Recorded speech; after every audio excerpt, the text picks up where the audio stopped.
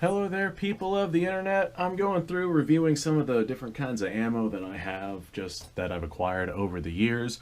Today we're having a look at this. This is some Russian 30-06. I have no idea if this is Barnaul. I think it's Barnaul, but it might be Wolf, but basically all those Russian factories producing this steel case ammo, it's basically all the same stuff.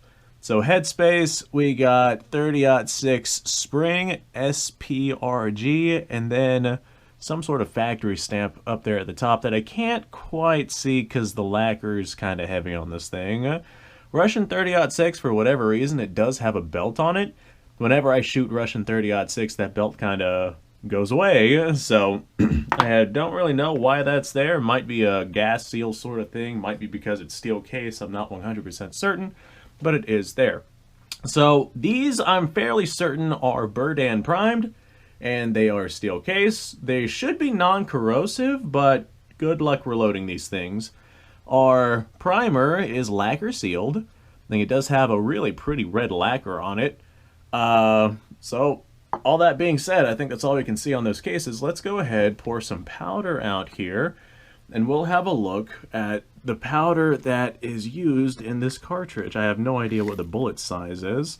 Judging by this bullet size, I'd say it might be 165 grain, but I'm going to go with a 150 grain.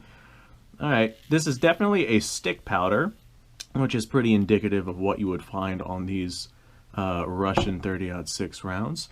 I'm going to bet about 50 grains of this stuff, whatever it is. 52 grains. Alright, cool. So this is about on par with other modern commercial 30-06 that you would find in terms of powder charges. So random stick powder, no idea what that powder actually is.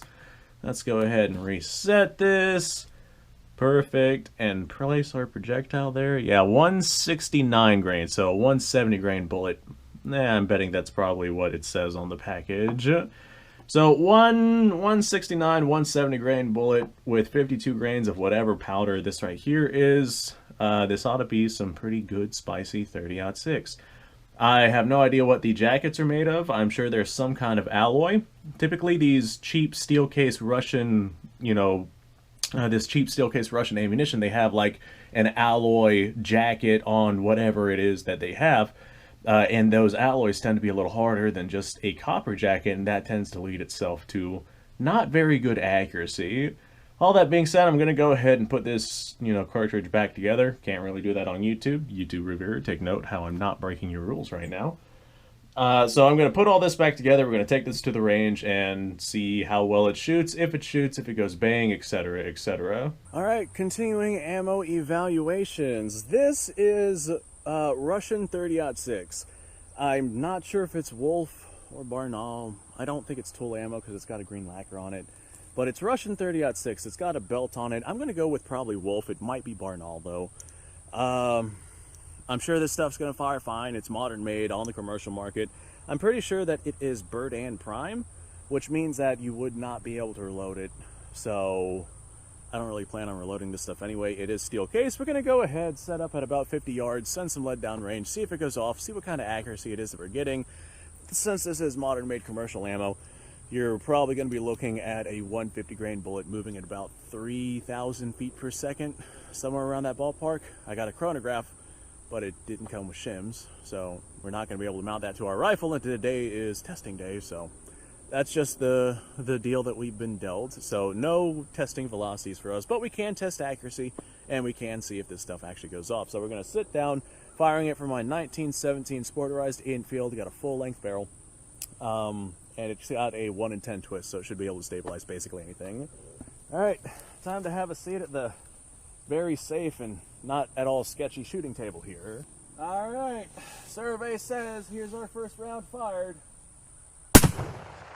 All right, that's one. That's a lot of recoil, dude. All right, and it completely flattened out the band that was on the rear of the cartridge. Let's keep going. Oh my goodness. We got some smoke coming out the back. Did we have a case rupture or something? All right, we'll have a look at this here in a second.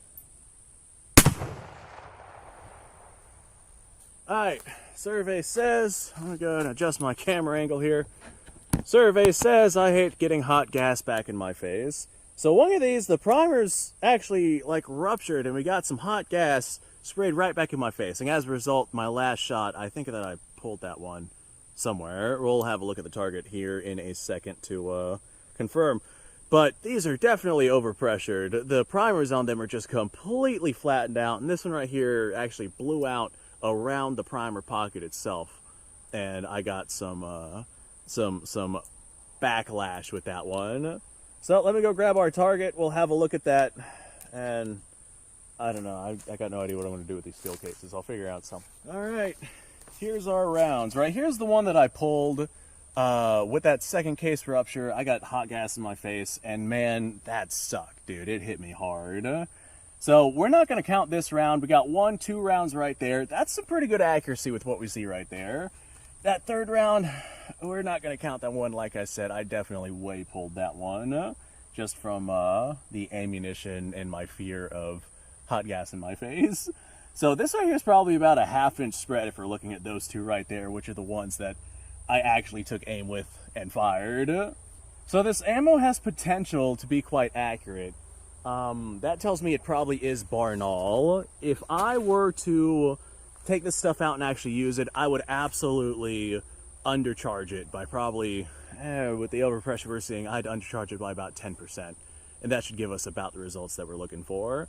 So accuracy is good, definitely overpressured. Cases don't look ideal.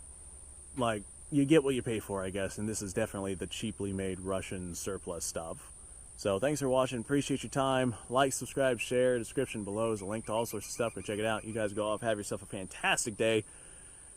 I'm going to keep doing what I'm doing, I guess. I'll see y'all later.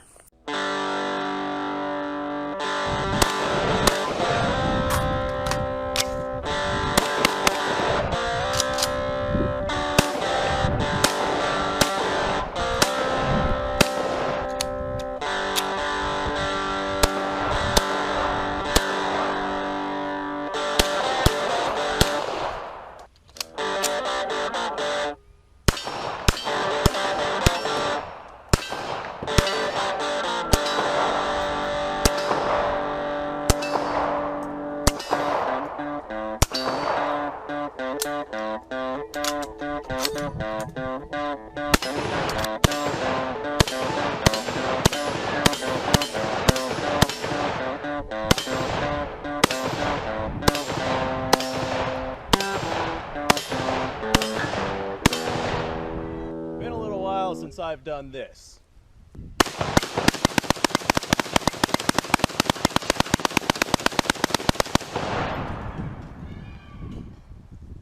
Bonnie and Clyde be damned.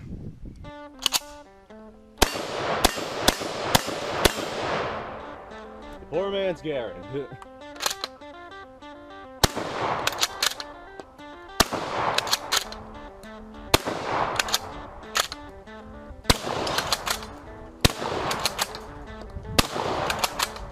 Shame that bolt action shotguns aren't more mainstream.